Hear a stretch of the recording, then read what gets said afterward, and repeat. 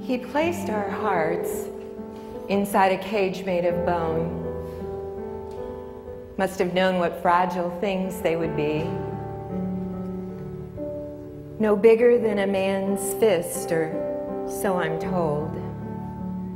Such a little thing, really. Such a little thing to cause so much trouble.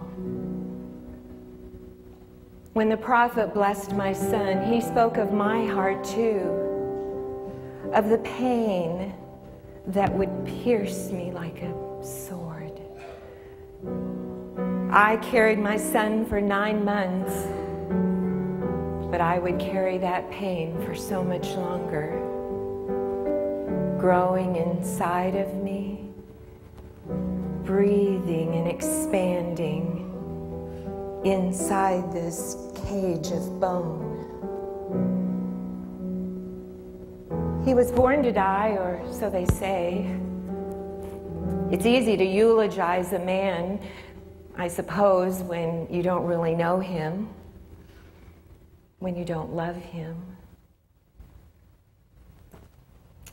You know, they say that he was a misguided prophet, or that he was just a small town boy with delusions of grandeur.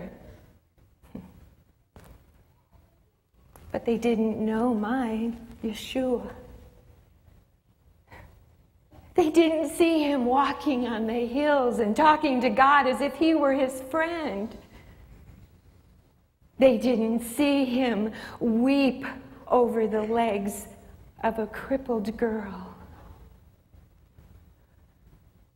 They didn't see that he would look at the ocean waves and that he could just pick them up and hold them in his hands if he had wanted to. Delusions of grandeur? Jesus never wanted anything but for what the Father wanted. What kind of king wants something else than what a king wants? Who wants to give up the throne? He wants nothing for himself, but he wants to do what the Father wants him to do. He wants to do what the Father wants him to do. It makes me think of my little boy. I can see him standing at the workshop there, standing there watching Joseph outside with his face all scrunched up. He was learning, concentrating, trying to decide and figure out what a master was doing. You see, that's what he wanted. He was the Son of God. All he ever wanted was just to do his Father's work. So he kept his eyes on the Father. And for 33 years, I kept my eyes on him. I watched him walk in the Father's footsteps, knowing full well where those footsteps would take him. Knowing it when others didn't know it. And 2 days ago, those footsteps led him up a rocky hill. And men took my Yeshua and hung him on a tree.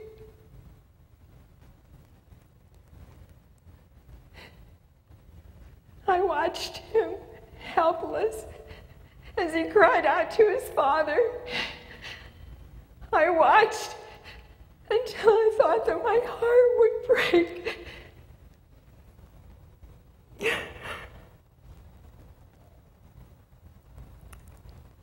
And then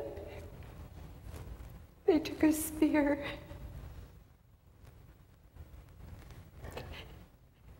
and they shoved it into his side, past that cage of bone, until they found his heart, his precious heart.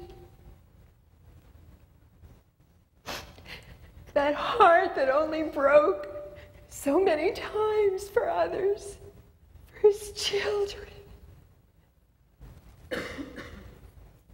And now it was broken beneath a tip of metal.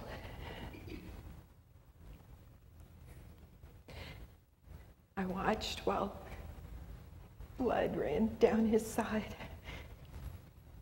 down to the ground.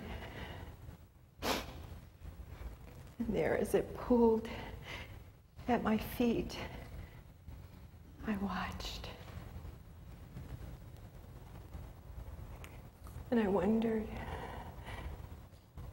how a perfect and loving Father could have let his Son there.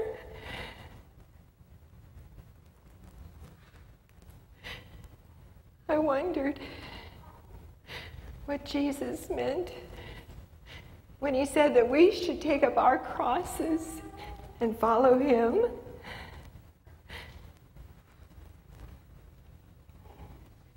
Is it possible that we can only find life in death?